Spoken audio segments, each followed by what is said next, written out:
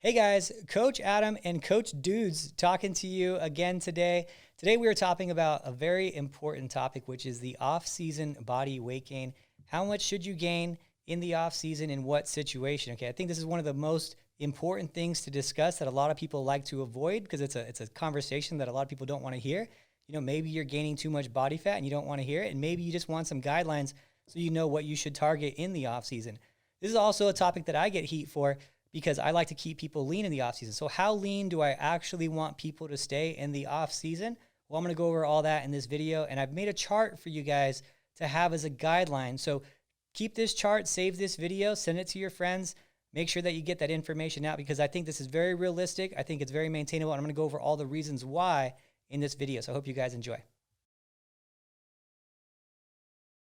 So in this first chart, this is the one I'm most known for saying. I say 6 to 8% above stage weight when you're getting ready for a show, okay?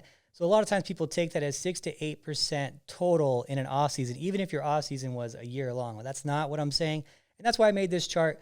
So 6 to 8% would be if you are about to start a prep. And we're talking 6 to 8%, not 6 to 8% body fat, but 6 to 8% weight above your stage weight. So 6 to 8% stage weight gain. So what does that mean? I'll give you some numbers here with some averages. So if you're 125 pounds, which is a very normal weight for a bikini competitor to be on stage, I would say most pros that are 5'5" are around 120, 125 pounds on stage.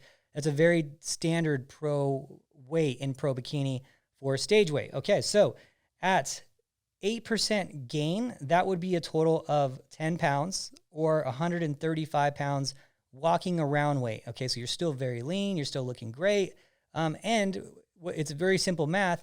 If you lose 1 pound a week, it's going to take you 10 weeks to get in shape.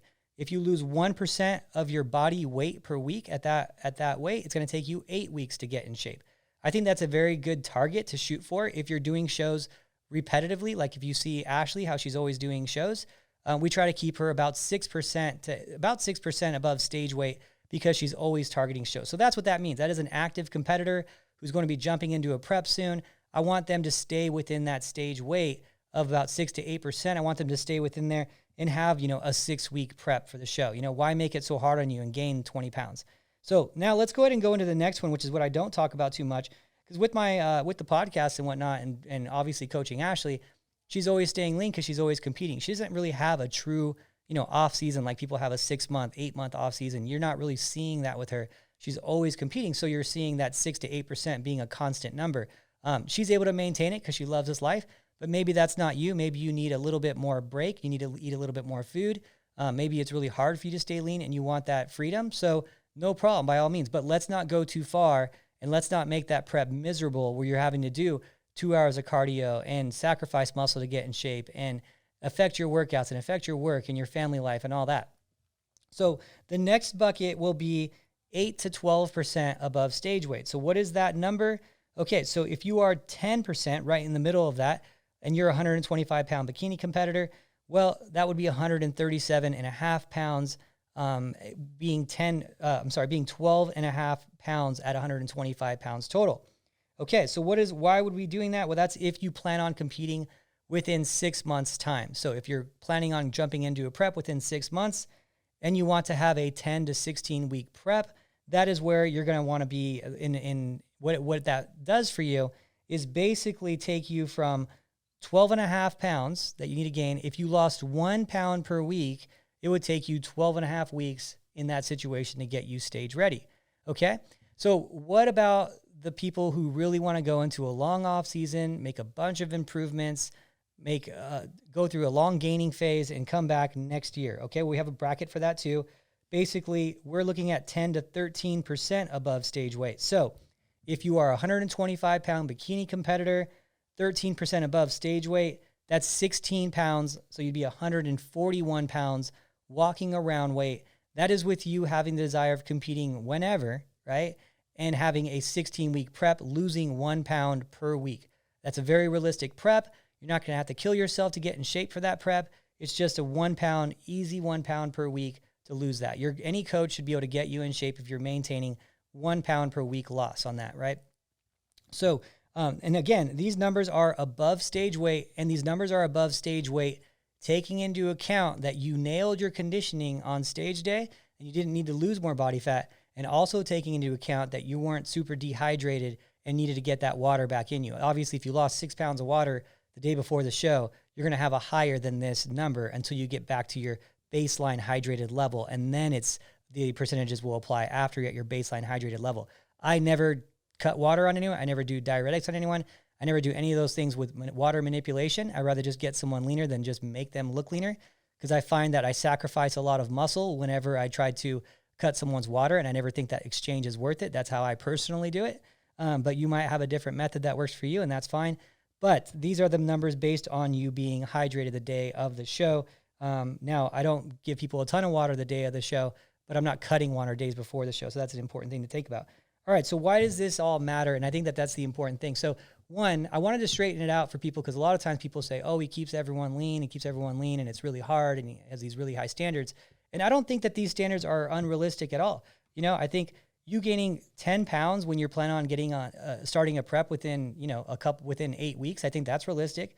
You gaining, 13 pounds when you plan on starting a prep within 6 months, I don't think that's unrealistic. And 16 pounds, if longer than that, I mean, it's a lot of weight, 16 pounds. So I think that these are very realistic numbers, but I think the problem that we have is that people really, when they go off season, they really just go ham, and they want to justify not sticking to any type of menu plan because they need what they call balance in their life when they're playing a sport that is not a balanced sport and by any capacity. And then they want to say, oh, I'm taking the sport seriously, but I'm eating cake every weekend and I'm eating all these things and I'm gaining 30 pounds off in my off season. And then when it comes showtime, I'm going to be super serious. Unfortunately, what happens is those people require the 2 hours of cardio, the eating 900 calories. And then those are the people that burn themselves out. Talk to someone now who's doing 2 hours of cardio and eating 900 calories to get ready for a show, and see if they're doing the same things. See if they're still prepping for shows 2 years later. I will promise you 99% of them will quit because it's just too much repetitive for too little reward. So what I like to do is do this in a way where people can have longevity in the sport. I like to do it where it's still fun, where you're not losing your friends and families and breaking up with your boyfriend every time you get ready for a show, because this doesn't need to be so crazy. If you're gaining 16 pounds in the off season and you just lose 1 pound a week, that's a 16-week prep right there. It doesn't need to be so aggressive if you're losing 1 pound a week. And I think that that's where this becomes an issue. People want to justify what they call bulking, to just eat whatever they want, gain as much as they want, and pay no attention really to their fitness other than working out. That's the common factor, is people always say, I'm being serious because you're working out, but that is not the prep person's lifestyle. Okay, so remember, if you're choosing to do this as a sport, yes, you're going to have to keep your body fat in check. Are you going to have to be 6% above stage weight all year? Absolutely not. And that is why I wanted to make this chart. I think it's very realistic to do it this way if you're taking the sport seriously. And I think if you're going to go higher than this, you're lying to yourself about taking the sport seriously. So I just wanted to put this out there to give some people some clarification, to know that, yes, you're going to gain a little bit of weight off season. If you're trying to make some post-show gains, yes, you're going to gain a little bit of weight. This also doesn't take into account how much muscle you gain. Obviously, if you gained 5 pounds of muscle, that percentage is going to change of your stage weight. So these are just some factors I want you guys to think about. I want you to do this for a long time. I want you to do this healthy. I want it to be fun for you. I don't want you to all of a sudden start doing prep and now it's miserable and you lose the passion of fitness because it's so hard. But I want to see all you competing and thriving and doing this 5 years from now, not having hormone issues from cutting your calories too much.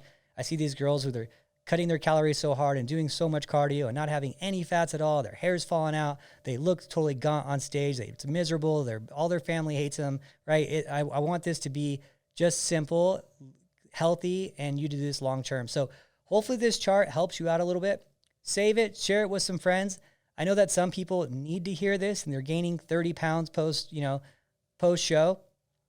This is especially at the higher level. If you start learning these habits as an amateur, and you're constantly rebounding after every show, and your coach is constantly trying to transform you into shows, and maybe you do get a pro card one day. Maybe that works for you one day. Well, when you start transforming into pro shows and you need to be absolutely perfect at pro shows, good luck winning there when you're going against girls who are perfect all year and they're only falling within these numbers, right? It is very difficult as a coach to take someone who gained, 30 pounds post show, and you're trying to get them ready. You're crash dieting them into a show. And then you're hoping to make it come peak week. You're hoping that they're just lean enough come peak week. It is hard still to fight off all that inflammation they built up from all that cardio they were doing, from barely eating, from all the stress their body had from not being nourished. And then you have to fill them out, and their body might not respond. They're super sensitive to carbs because they haven't eaten any in 16 weeks. It is very hard to bring them in at 100%. So remember that, especially as you climb the ranks. If you're competing against people who are perfect or close to perfect most of the year, and you're transforming into shows, and you both have equal genetics, and you both have been working out in the gym just as long, I mean, it just makes common sense, right? It's common sense. Who do you think is going to win that situation? The girl that was perfect and could nail her peak week because she didn't need to do that much? Or the girl who's transforming and her coach is scratching his head hoping that something works at that level? Obviously, the benefit is going to go to the girl who's just had to cruise into the show, right? That should be you. And if you're saying that's just not you, I would challenge you on that and saying, well, have you tried to maintain a leaner body fat in the off season? Are these numbers really that unrealistic? Or are your goals not as important to you as to eating a bunch of crap in the off season, right? You got to honestly ask yourself that question. And if you're one of these people who are gaining, 25 pounds post show, and I don't want to say 25 pounds, but gaining, let's say 20% of your body weight post show, that's something you have to ask yourself if this sport is right for you, or if you need to work on some things to get there. But this is what it's going to take for 99% of people to show up perfect on stage, to climb in the ranks, is to follow in the off season. Remember, a good off season means a good in season. A crappy off season is usually going to mean a crappy in season. Okay. So anyway, just some advice from you guys. I hope you like it. Share it with your friends. This one's important. I will talk to you guys next time. And thank you so much for listening.